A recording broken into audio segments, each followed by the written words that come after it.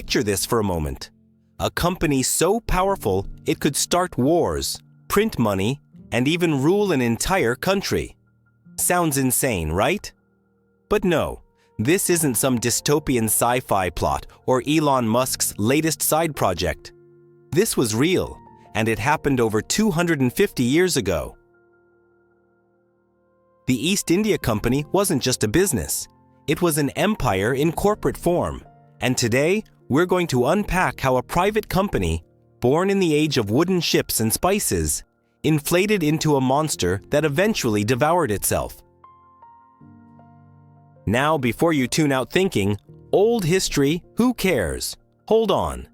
Because what happened with the East India Company was the prototype of every financial bubble you've ever heard about, from the dot-com boom to cryptomania.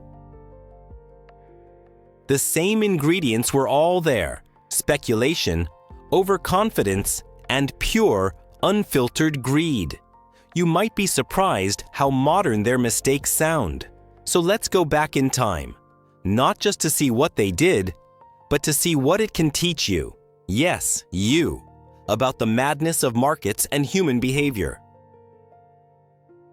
We start in the year 1600, when a group of English merchants got a license from the crown, basically a golden permission slip, to trade in the East Indies. That meant spices, silk, tea, and the promise of infinite profit. Back then, global trade was like the crypto boom of its day: exotic, dangerous, but potentially life-changing. These merchants combined resources and created what we'd now call a joint stock company. Simple idea. Each investor owns shares, meaning a slice of the potential profits, and everyone's risk is limited to what they've put in. Today, that's the backbone of capitalism. Back then, it was revolutionary. But let's not romanticize it too much. The East India Company wasn't some quaint group of humble traders. It was, from the start, a business built on monopoly. The English crown granted it exclusive rights. Nobody else could legally trade with India or the East Indies. Imagine if Amazon or Apple were the only companies allowed to import all electronics into Europe. Yeah, that kind of monopoly. That gave them control of supply, prices, and profits, all under the banner of empire. And here's where greed met ambition. These merchants weren't just chasing profits, they were chasing history. They built trading posts from Persia to India, striking deals with local rulers, sometimes friendly, often violent. They built forts, hired mercenaries, and bought influence wherever they could. By the mid-17th century, their ships sailed under cannon fire to protect British interests abroad. A trading company that commanded its own army. Let that sink in for a second. Now you might be wondering, how does a company go from selling spices to running a country? Well, the answer is both simple and terrifying.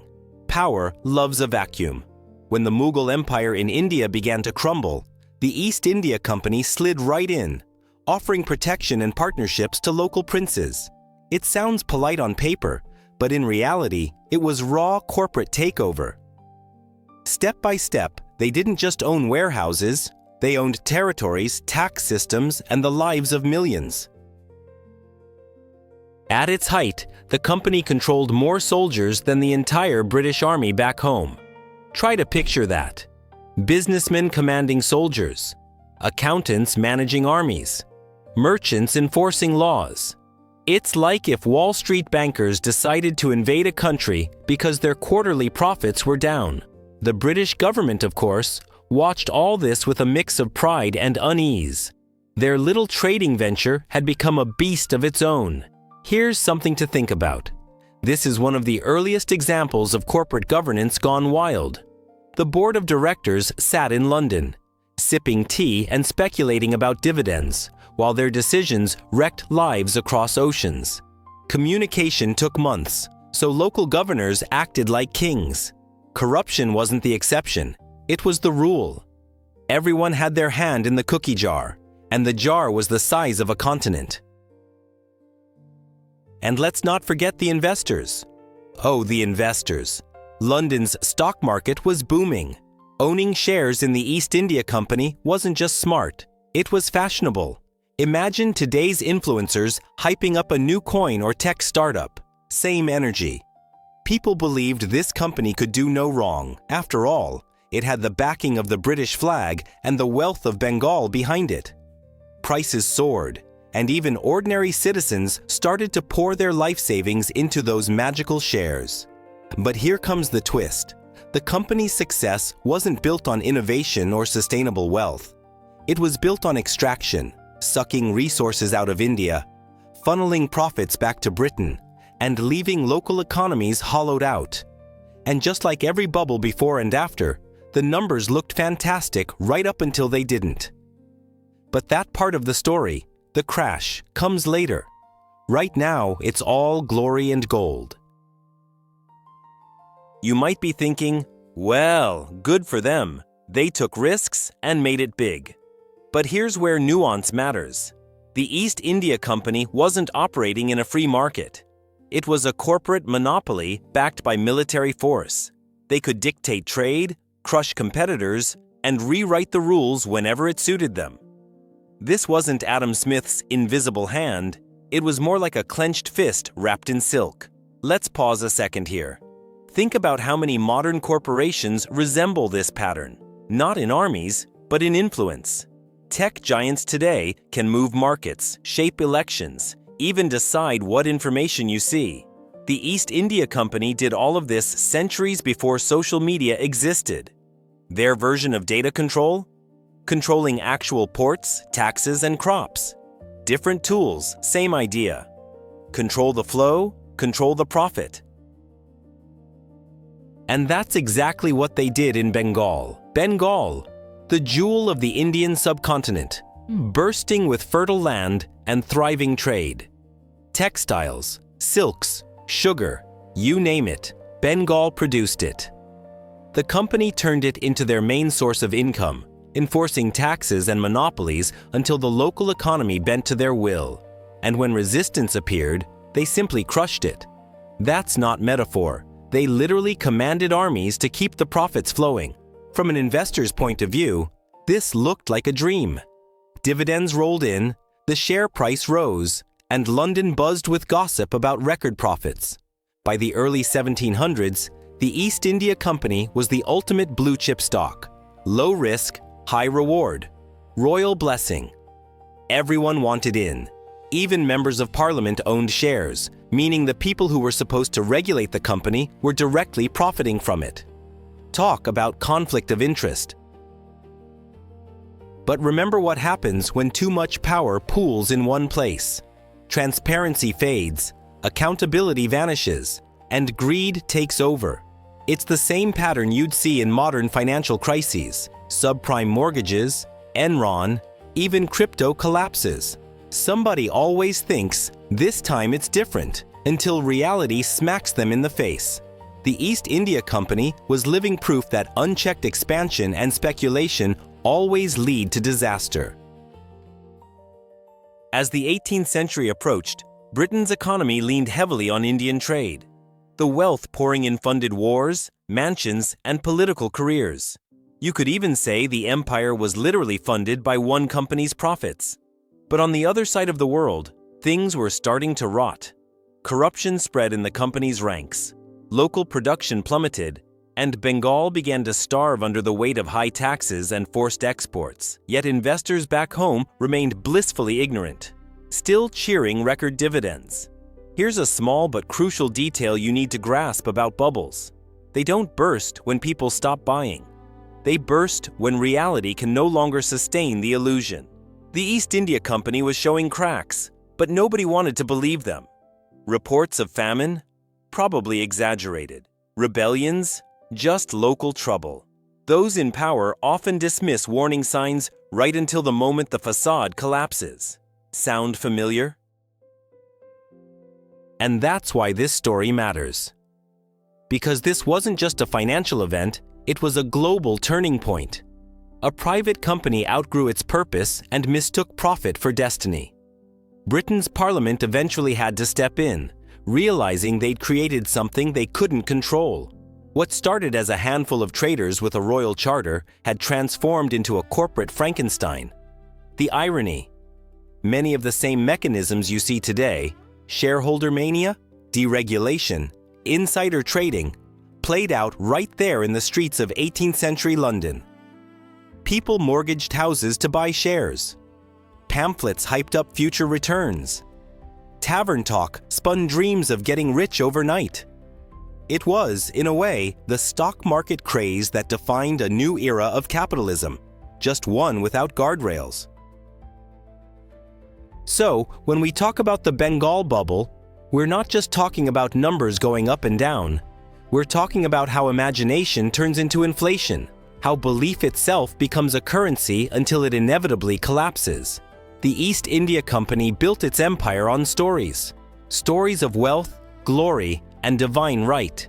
And just like any good story, people wanted to believe it so badly that they ignored the facts piling up underneath. The lesson, though, isn't just about history. It's about human. No matter how much technology, regulation, or experience evolves, greed finds a way to dress itself up as opportunity. We can call it innovation, disruption, or financial democratization. But at its core, it's the same emotion that fueled those early investors in the East India Company. That hunger for more. And so, as we leave this first chapter, think about what you've just seen forming. The perfect storm of monopoly, speculation, and imperial pride. The world's first corporate superpower rising from the waves of trade, writing rules that nobody dared challenge. Next time, we'll see exactly how this unstoppable machine expanded, how it conquered foreign lands, and how its own success planted the seeds for an inevitable collapse. So strap in, because things are just getting started. When you think of a company today, you probably imagine offices, spreadsheets, maybe a sleek app or two. But in the 17th century, a company could mean something far more explosive. Think cannons, flags, and royal backing. The East India Company was born into a world where commerce and conquest walked hand in hand. At the core, it was just a trading business, yes, but one protected by the British Crown and driven by an unstoppable hunger for profit and control. Let's rewind a bit. At first, the East India Company was simply about one thing: trade with the East. England was desperate for Eastern goods: silk, cotton, pepper, nutmeg, and the new obsession of the age, tea. Everyone in Europe wanted these exotic products, but they came at a steep price, both literally and politically. The journey took months, and foreign powers like Portugal and the Netherlands already dominated those routes. So the English crown found a workaround. Instead of risking more wars or direct confrontation, it issued charters to private merchants willing to take the risk themselves. That's how the East India Company came into play. A royal charter signed by Queen Elizabeth I gave the company monopoly rights to trade in the East. That meant no other English merchant could compete, ever. Sounds cozy, right? Imagine a government today handing one supermarket chain exclusive control of all imports. The result would be astronomical profits and absolute control over prices. That was exactly what happened then. But a monopoly alone wasn't enough to make it a monster. The real transformation came from the fusion of politics, profit, and power. The company's directors sat hundreds of kilometers away in London, far from the seas they crossed or the people they traded with. Yet their paper decisions shaped lives across cultures. To handle these massive distances and uncertainties, the company built one of the first truly global bureaucracies. Local governors, military captains, accountants, and merchants, all forming a hierarchy that stretched from London to Bombay to Calcutta. Now here's the fun part. And by fun, I mean terrifyingly impressive. This private company had its own navy, its own army, and its own system of taxation. When local competition appeared, they didn't negotiate. They fired cannons. Over time, that aggression became standard operating procedure. If you weren't part of the company's flow of trade, you were either shut out or taken over. In a sense, the East India Company operated as both Amazon and NATO rolled into one centuries ago. The British government, at least initially, loved it. The company was bringing home mountains of silver, luxury goods, and influence in Asia without costing the state a penny. London's ports overflowed with spices and silks. Wealthy investors boasted over dinner about their growing shares, and England's balance of trade looked healthier than ever. Nobody cared if a few local rulers were toppled along the way. As long as the profits kept pouring in, it was all for the good of the empire. But let's clear something up. This wasn't a fair fight between equal traders. When the company struck deals in India, those weren't business negotiations. They were exercises in dominance. With British military support and deep pockets, it forced local princes to grant favorable terms. Those who resisted found themselves surrounded by company troops or starved through trade blockades. It's capitalism, sure, but capitalism with gunpowder. By the early 1700s, the company became more than an enterprise. It became an institution. Its officers wore uniforms, its ships carried flags, and its coins bore symbols of royal approval. In India, people began to talk of company rule as if it were its own government. And in a way, it was. The company's private armies numbered in the tens of thousands, commanded by officers loyal to London's shareholders rather than any king or queen. The modern concept of corporate accountability didn't exist, which meant the only real goal was endless growth. Now think about what that means in practice. Every province they entered, every treaty they signed, was designed to expand revenue. When they couldn't trade enough to feed their profits, they started taxing local populations. That's right, a corporation, not a government, collected taxes from millions of Indian citizens. Just let that sink in. They'd use those taxes to pay shareholders back in London, turning oppression into dividends. It's here that you can see the birth of the corporate empire. The East India Company built infrastructure like roads and ports, but not out of generosity. Each investment had one purpose: to make extraction faster and cheaper. These weren't the roads of progress. They were pipelines for profit. Bengal became one of their biggest sources of income, producing fine textiles so valuable that European elites fought over them. Yet for the weavers and farmers, life only got harder. Forced labor, unfair pricing, and crushing taxes became the norm. Imagine for a second you're a Bengali artisan in the 1700s. You make exquisite muslin fabric, famous across the world. The company arrives and offers you steady orders. Sounds great, right? But here's the trick.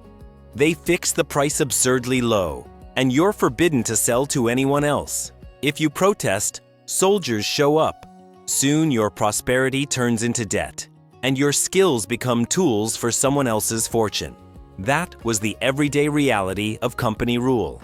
Meanwhile, back in Britain, the directors were turning this suffering into spreadsheets of success. They established structured dividends and created one of the first long-term corporate balance sheets. Investors earned staggering returns, and British society glorified the so-called merchant heroes who expanded their nation's reach. Propaganda painted them as brave visionaries spreading civilization while quietly cashing in on oppression. It's like the perfect PR campaign before PR even existed. But not everyone bought the story. Some British thinkers began to question how a group of traders had become rulers of foreign lands. Pamphlets circulated in London accusing the company of greed and corruption. The word nabob, referring to company agents who returned from India rich beyond measure, became shorthand for arrogance and moral decay. Even Parliament started to worry that these merchant kings might be too powerful to control. Inside India, resistance started brewing too.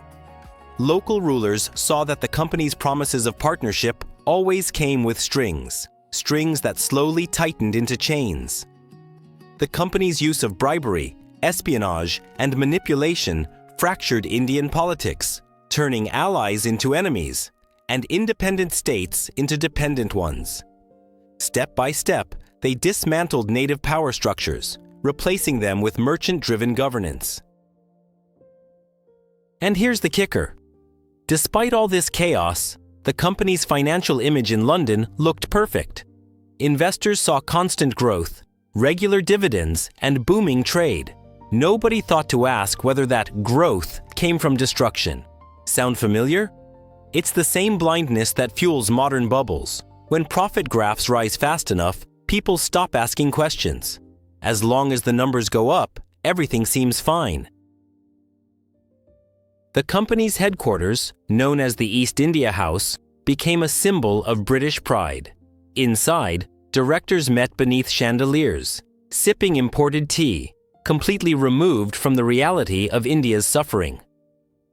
Corporate governance meetings discussed shipments and dividends while entire provinces starved under their policies. It was capitalism's darkest mirror, a preview of how profits can disconnect from morality when systems grow too powerful. Interestingly, the East India Company also shaped how global finance works today. To fund expansion and wars, it pioneered the concept of selling public bonds. Essentially, it raised money by letting people lend to the company with the promise of future returns. It was pretty much the same logic behind government bonds or modern corporate funding. But without regulation, it became a financial Wild West, ripe for speculation and manipulation. This system didn't just feed the empire, it built it. The company's coffers financed Britain's naval dominance, scientific exploration, and colonial administration. In other words, Britain's global identity was literally paid for by a single corporation. The merging of private profit and national pride made the company nearly untouchable for decades. And every time someone tried to question it, they were quickly reminded how much wealth was at stake. By the mid-18th century, the company had evolved into something nobody had planned. It governed territories, levied armies, printed its own currency, and effectively acted as a sovereign state. But here's the paradox. It was still technically a private business answerable to shareholders. This strange hybrid created endless moral and political confusion. Who exactly was responsible for what happened in its name? Inside the company, corruption became systemic. Senior officials accepted bribes, traded favors, and ran their own private schemes. Governors used their positions to amass personal fortunes before returning to England to live as elite aristocrats. This wasn't just accidental dishonesty, it was structural. The company's incentive system rewarded profit above everything, and morality simply didn't pay dividends. For people in London's taverns and parlors, however, the tale was still one of success. Portraits of victorious battles and bustling Indian markets lined the walls of noble houses. The company's presence in everyday life grew. From the tea people drank each morning to the fabrics they wore, consumers were unknowingly funding imperial control with every purchase. Globalization had begun, long before the term itself existed. Now, zoom out for a second and look at the pattern forming here. A private company creates massive wealth through monopoly, intertwines itself with politics, and controls narratives through influence and propaganda. When common citizens benefit indirectly, through cheap goods and booming national pride, they stop questioning the costs. That's how the East India Company quietly crossed from economic power to political sovereignty. This transformation wasn't sudden. It was incremental, built decision by decision, deal by deal. And just like a snowball rolling downhill, each success made it harder to stop. Some within the company realized it too late. The machine was out of control. What started as enterprise had become empire, and every empire eventually meets its reckoning. So, before we jump into the madness of speculation and the great bubble that followed, remember this crucial stage. The company became a monster not because it planned to be, but because no one stopped it when they could. Its formula of unchecked growth, monopoly, and greed laid the foundation for a financial explosion that would shake Britain and India alike. And in the next chapter, that explosion begins to roar, fueled by speculation, illusion, and one of the greatest financial manias in history. Imagine walking through the streets of London in the early 1800s. The smoke of coal fills the air, carriages rattle over cobblestones, and the hum of a new kind of energy runs through the city: speculation. Everyone, from wealthy aristocrats to shop clerks, is talking about the same thing: the booming stock prices of the East India Company. It was like a gold rush without gold, the promise of endless wealth printed on paper.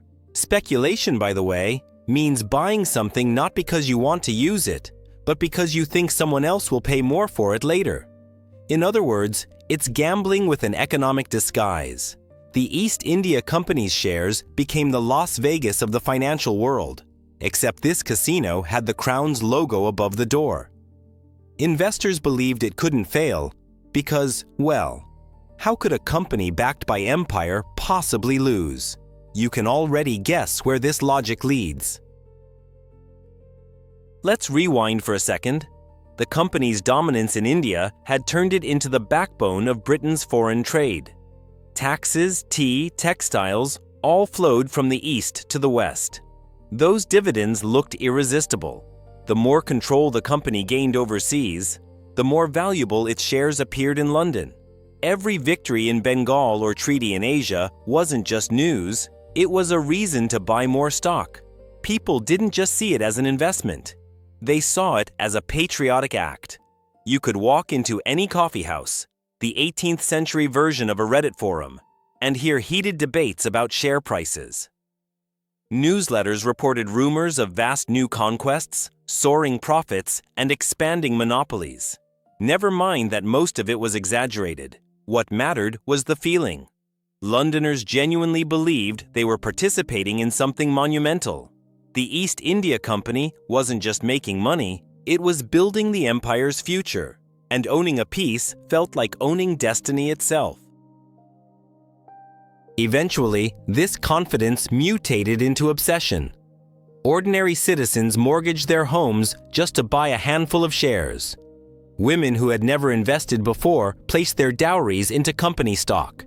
Even servants pooled savings in hopes of joining the boom. It was financial fever, one that spread faster than reason could keep up with. Everyone thought they were outsmarting the system because everyone else was already rich on paper. And of course, the company's board loved it. Executives in East India House inflated expectations by announcing stunning profit projections, knowing full well that the actual revenues were starting to wobble. But when your stock becomes a national obsession, truth takes a back seat.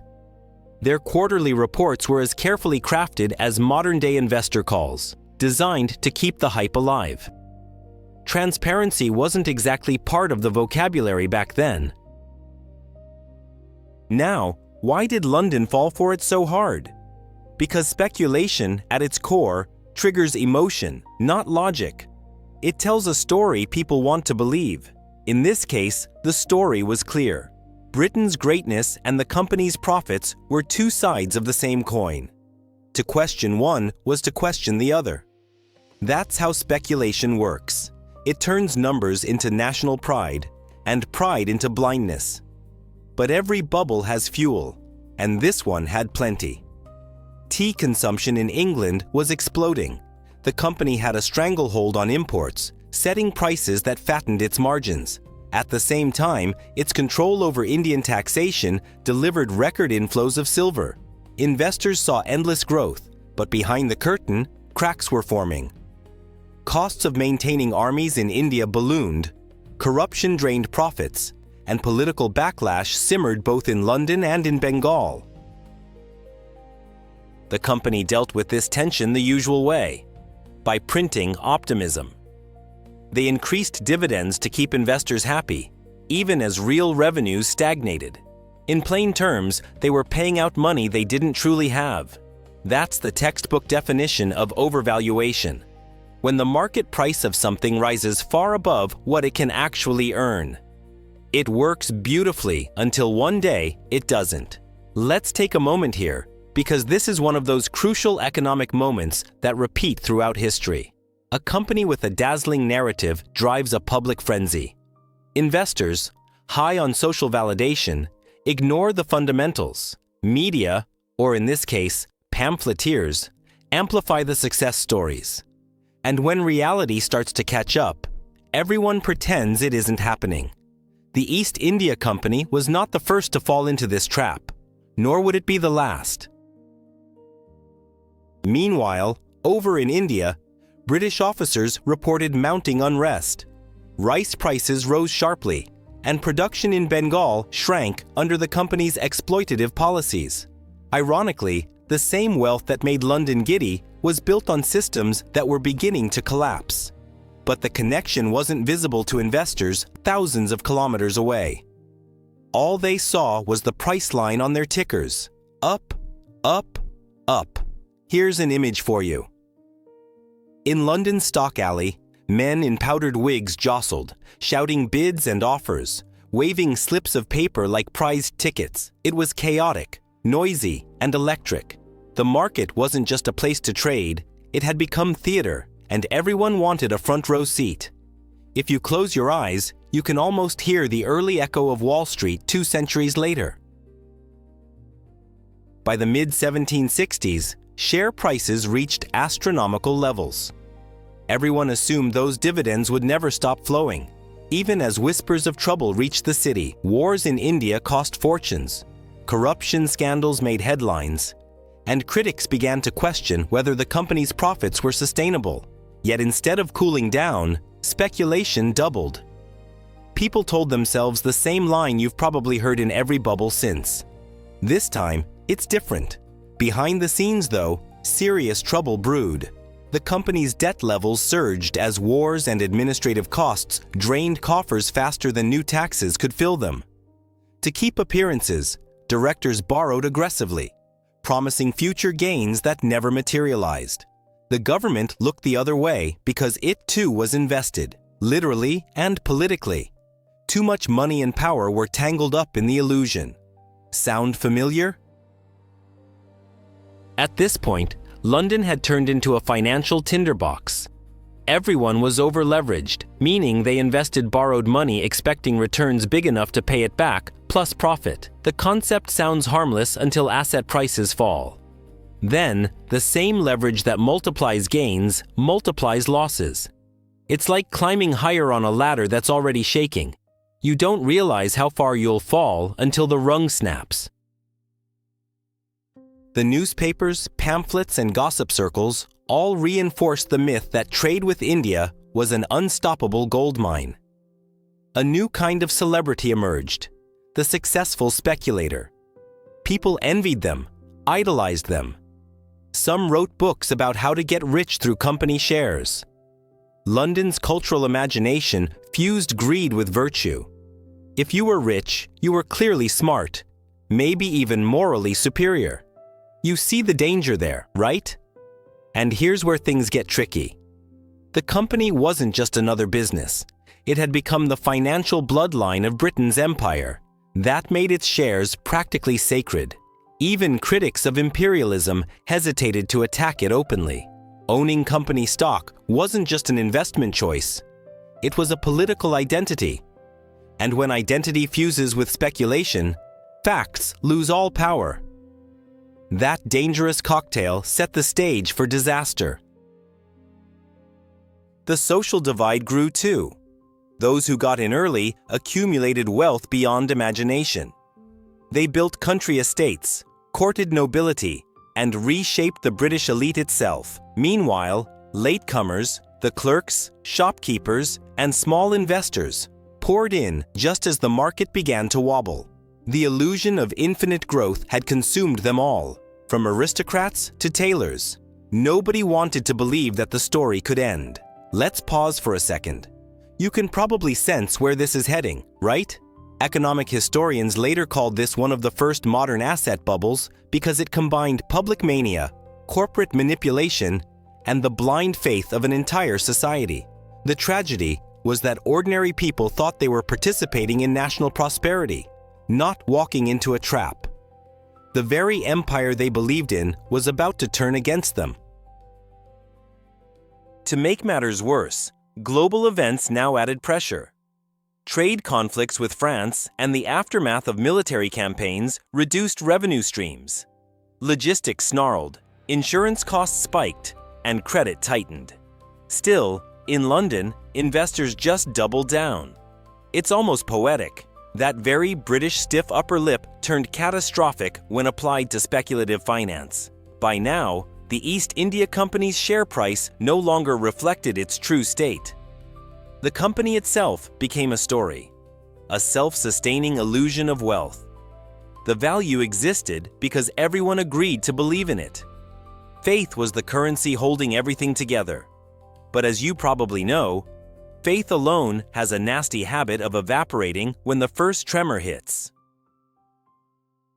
And those tremors were already there. Unpaid debts, plummeting exports, and mounting unrest in Bengal. The company's system began to eat itself alive.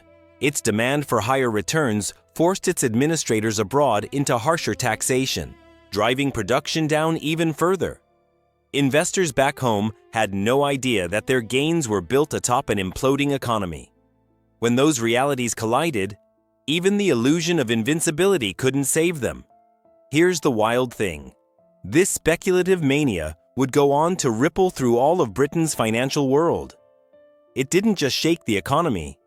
It changed how people thought about money. The East India Company became both a cautionary and an aspirational story.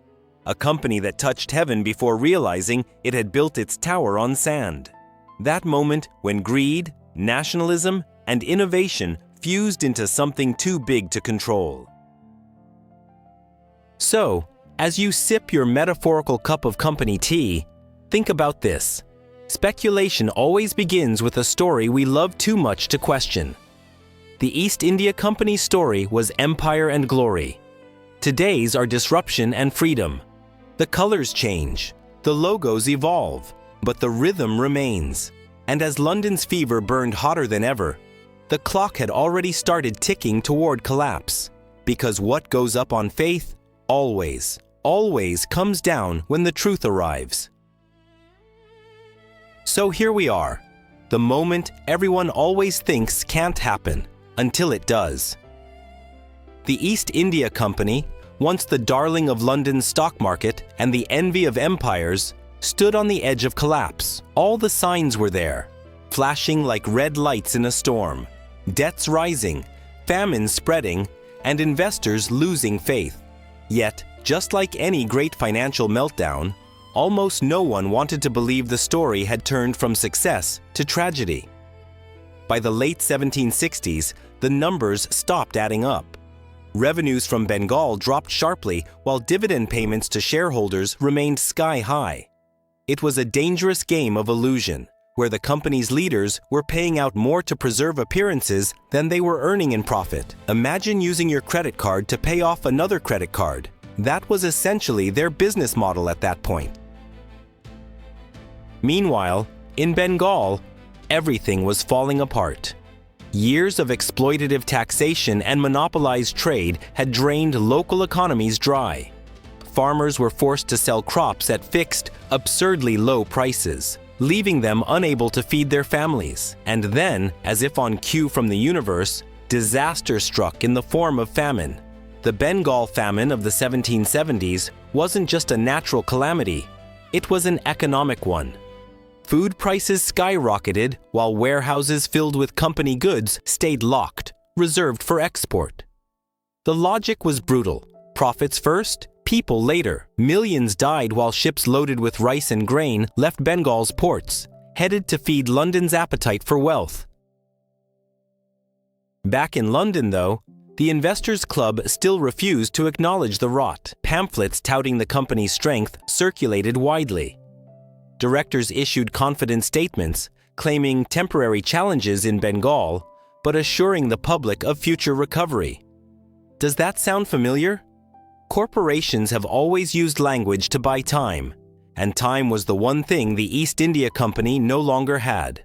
When reports of famine and rebellion finally reached London, panic began to ripple through the stock exchange. Suddenly, those gilt-edged shares didn't look so safe anymore.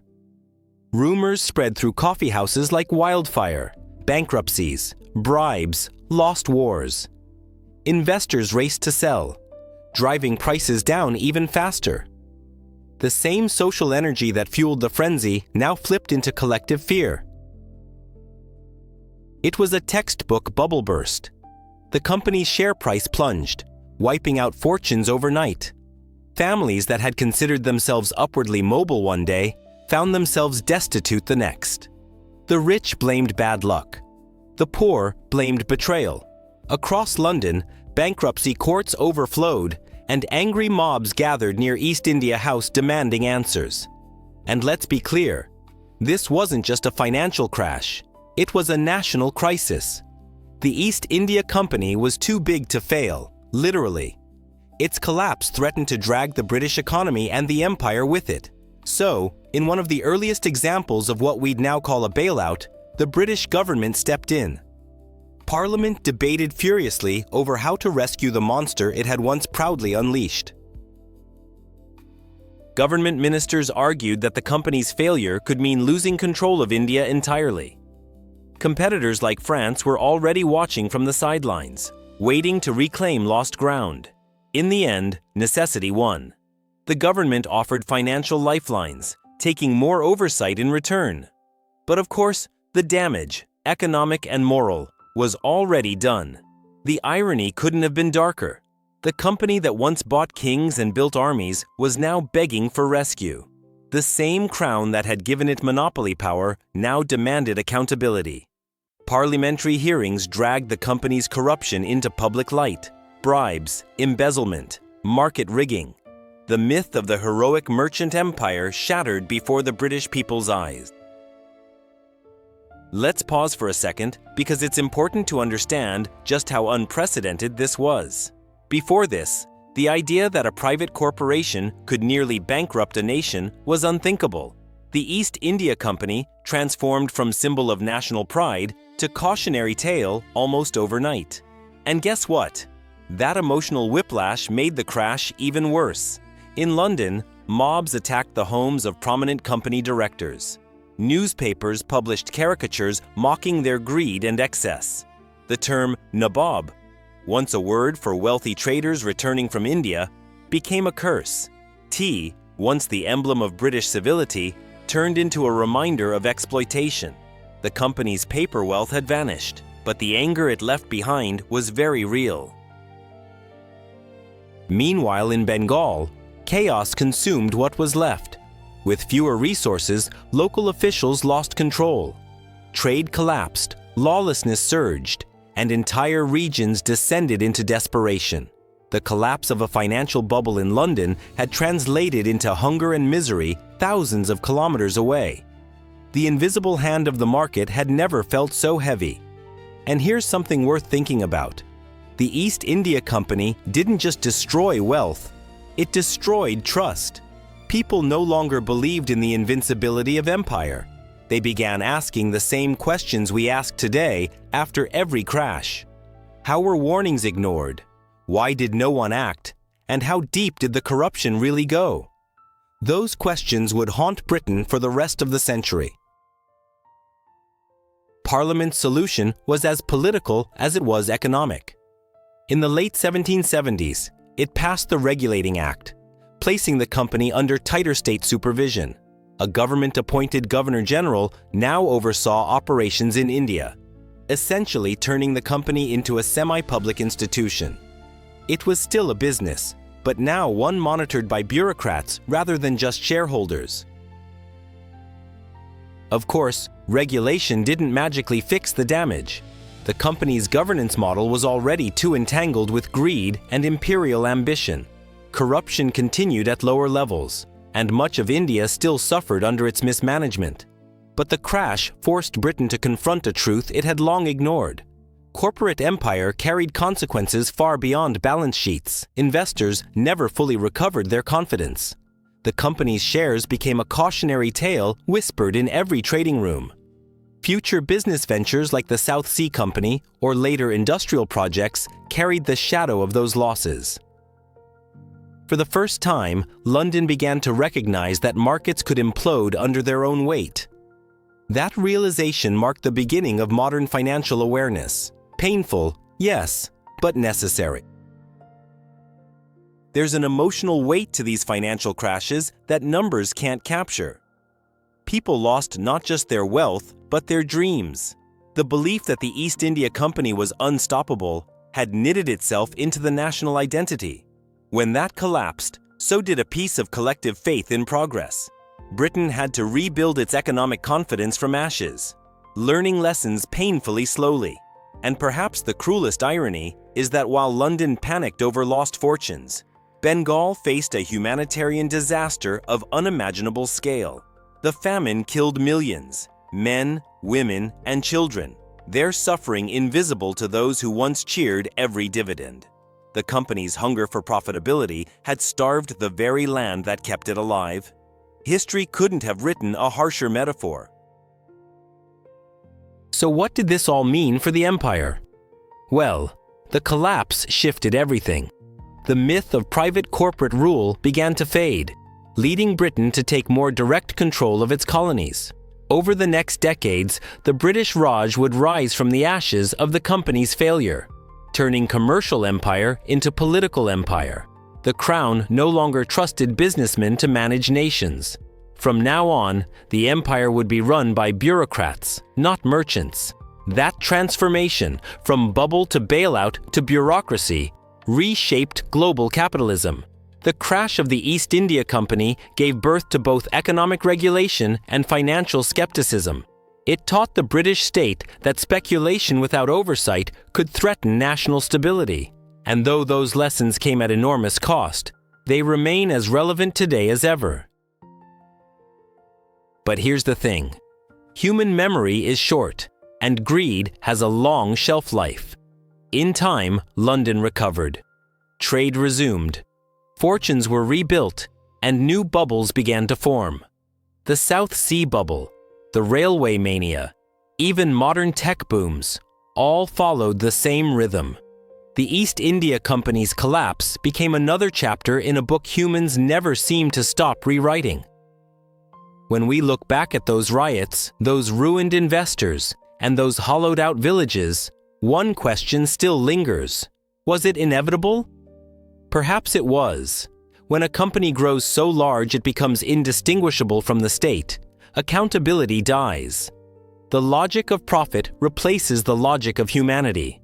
And in that void, collapse eventually walks in. Every empire writes myths to justify its climb. The East India Company wrote one called Endless Growth. When the bubble burst, it exposed not just the limits of speculation, but the fragility of the systems we build on greed. That's why its story, even centuries later, still rings familiar. Because whenever you hear that a giant corporation is too big to fail somewhere, the ghost of the East India Company is smiling, waiting for history to repeat itself. Picture Bengal in the late 1770s. The lush plains that once produced the finest textiles in the world now look barren. The rivers that had fueled trade for centuries carry fewer boats, and the streets that once echoed with the sound of markets and artisans now reverberate with hunger and silence. The East India Company's collapse wasn't just a business failure, it was a human catastrophe. Let's start with what Bengal meant before the company's grip tightened. For centuries, Bengal had been one of the richest regions in Asia, boasting booming trade, advanced agriculture, and a thriving artisan culture. Its cottons and silks were so refined that they became luxury goods across Europe. Local farmers cultivated rice and indigo. Merchants exported spices and sugar. And cities like Calcutta thrived on constant movement. It was prosperity built on balance between trade, labor, and land. Then came monopoly. The East India Company didn't just trade in Bengal, it owned Bengal. After securing control through military and political power, it assumed the right to collect taxes. Imagine that for a moment. a private corporation setting tax policy for millions. They called it revenue farming, but what it really meant was bleeding the countryside dry to fund shareholder dividends. Every bag of grain, every piece of cloth became a financial instrument. Here's where the balance shattered. The company fixed prices for raw materials absurdly low while demanding ever higher tax payments. Local producers, unable to meet both demands, began falling into debt. Land changed hands from farmers to moneylenders, and small villages started disappearing from the economic map. The invisible hands guiding the market were not benevolent. They were squeezing life from it. The company's administrators were driven by one obsession: profit. It wasn't just greed, it was institutional design. Headquarters in London demanded increasing returns every year to satisfy investors back home. How those profits were extracted didn't matter. As the old saying might go, if squeezing another penny meant starving another family, so be it. Bengal became the company's ATM, endlessly dispensing wealth for the empire's appetite. Of course, this model worked perfectly on paper until intervened. Poor harvests combined with predatory taxation turned a bad year into catastrophe.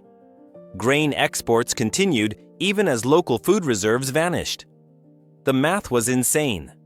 Famine victims died outside granaries guarded by company soldiers.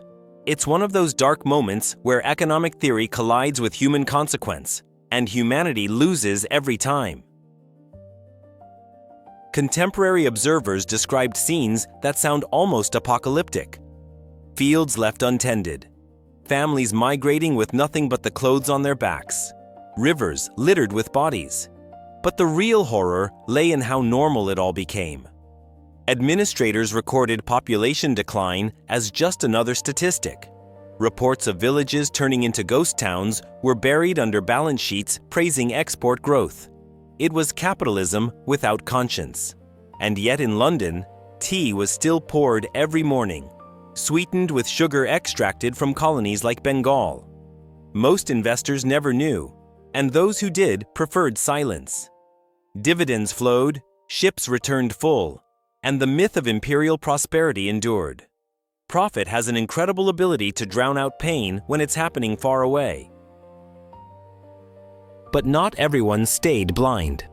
A few reformers began to question the ethics of empire built on starvation. Public debates emerged, exposing just how disconnected London's prosperity was from its human cost. Pamphlets circulated describing the famine's horrors. Yet even then, the sympathy was mixed with calculation. Politicians were more worried about instability than justice. If you're wondering how the company could let such suffering unfold, the answer lies in incentives. To those managing the system, Bengal wasn't a community, it was a ledger. Local officers earned bonuses for tax collection, not for welfare. London congratulated them for record revenues, not for stable harvests. In that distorted system, ethics became a liability. Compassion didn't pay dividends. Let's look at what famine does beyond death. It breaks social fabric. Families collapse when forced to sell their land or their children to survive. Craftsmen abandon trades passed down for generations. Merchants, once proud of their prosperity, turn into beggars. Within a few years, Bengal's vibrant economy went from exporting luxury goods to exporting misery.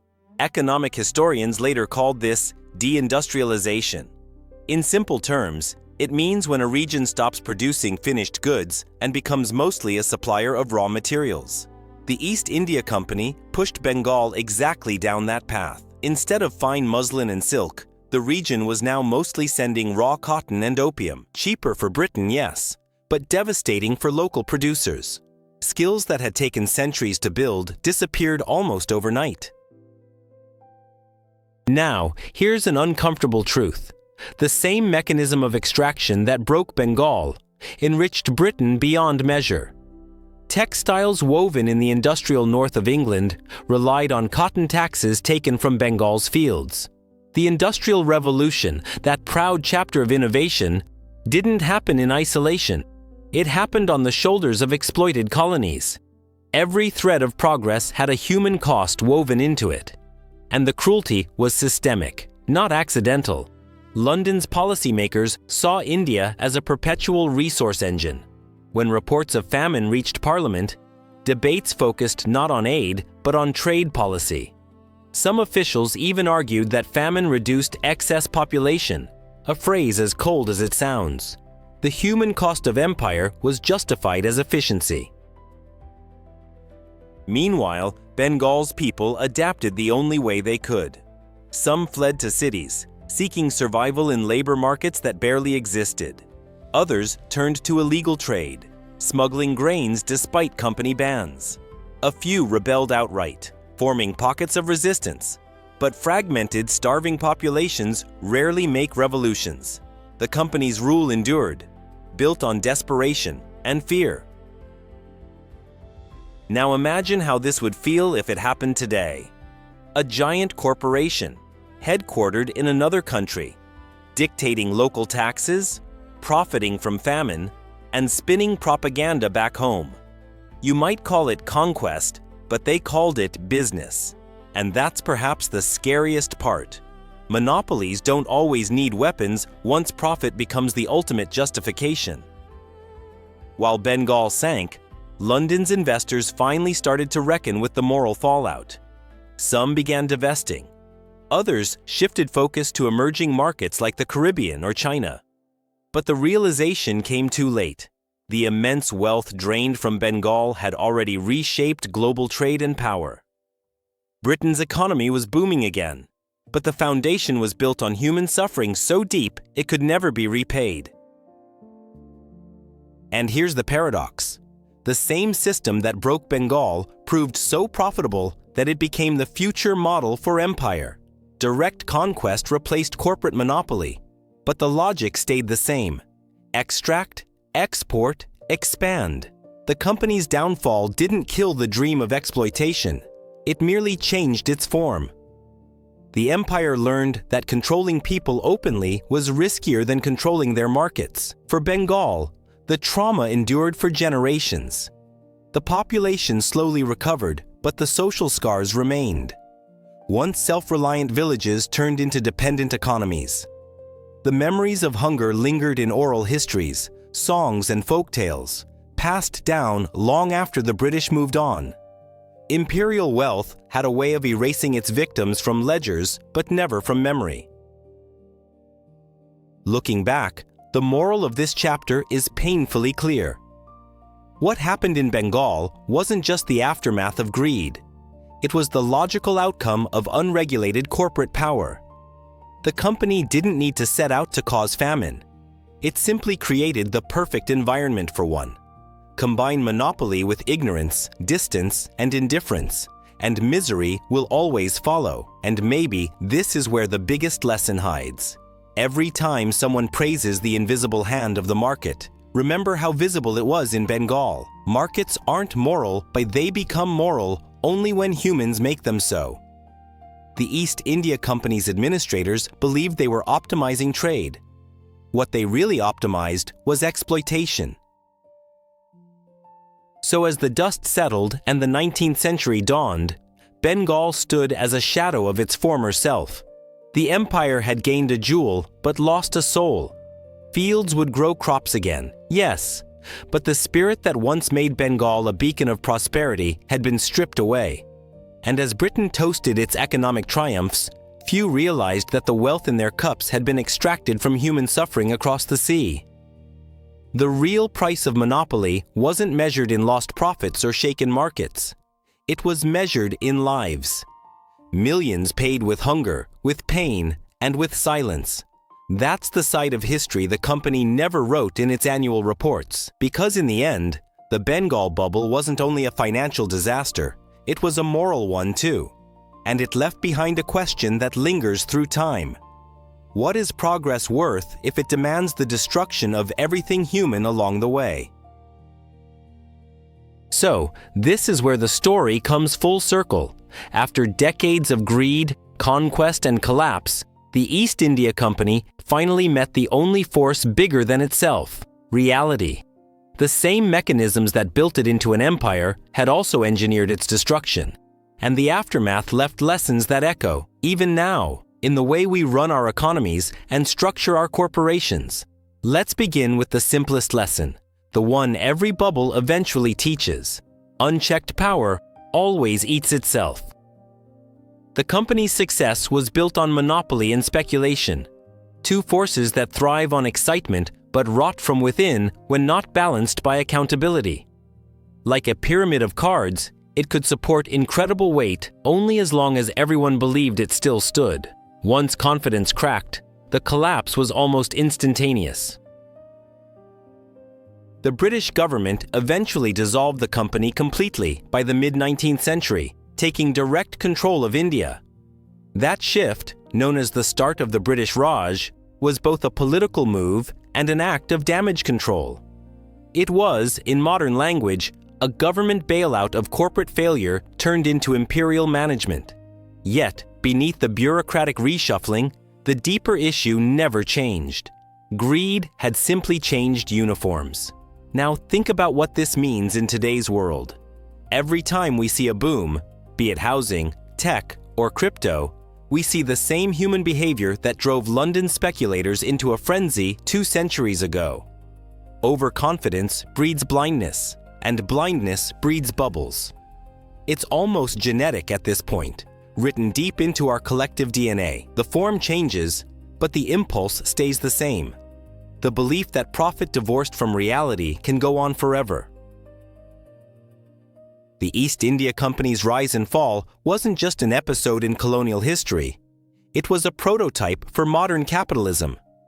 Shareholders, quarterly reporting, bonuses tied to performance, it all began there. They built systems powerful enough to move nations but too narrow to acknowledge morality. Profit became purpose, and purpose became policy.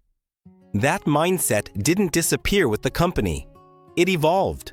One of the most unnerving similarities between their time and ours is how speculation becomes self-justifying. In 18th century London, people bought shares because others bought them. Today, people buy stocks, crypto, or property for the same reason. The logic is circular but seductive. If everyone's in, how wrong can it be? The truth, as history keeps proving, is very wrong. Markets are reflections of emotion more than mathematics. The company's governors and directors eventually realized too late that distorting an entire economy for short-term returns is a moral time bomb. You can only stretch inequality so far before it tears the fabric of society itself. Bengal's famine was the brutal proof of that. Today, the gap between corporate wealth and public well-being still widens, though we've gotten better at hiding the famine behind other names: crisis, inflation, instability. Another lesson: power hates vacuum. When corporations grow large enough to rival states, they start playing politics instead of economics. The East India Company bought parliamentary influence just like today's corporate lobbies buy legislation. That blurring between profit and policy always ends badly. Sooner or later, people lose faith in both systems because they stop seeing any difference between them. It's easy to think the company died because of bad management, but its real downfall was moral decay. No one inside stopped to ask if what they were doing was right. No one dared to slow the machine. Every executive was chasing the next bonus, every minister the next election, every investor the next dividend. And when no one draws the line, greed becomes not just tolerated, but rewarded. Look around, and you'll find that dynamic practically everywhere. Giant corporations shaping economies. Banks labeled too big to fail. Governments bending to market panic. The same ghost that haunted London's coffee houses walks through Silicon Valley today, whispering that innovation excuses exploitation. But just like the company, no market story lasts forever. The reckoning always comes. Even so, it's worth noting what the East India Company introduced to the world: the good and the bad. On the good side, they pioneered global trade systems, early logistics networks, and accounting practices that shaped modern commerce. On the bad side, they turned capitalism into colonialism. They proved how easy it is for efficiency to become exploitation when profit has no boundary. There's a metaphor lurking there. When wealth concentrates in one direction, power follows. And when power concentrates long enough, empathy dies. The famine in Bengal didn't happen because failed. It happened because people in power refused to see those suffering as real.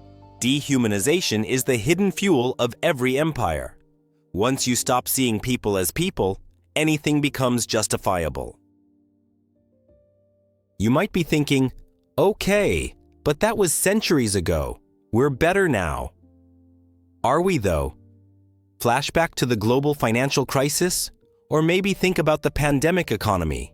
Or even the dizzying rise and fall of crypto markets? Each of these moments echoed the same flaws.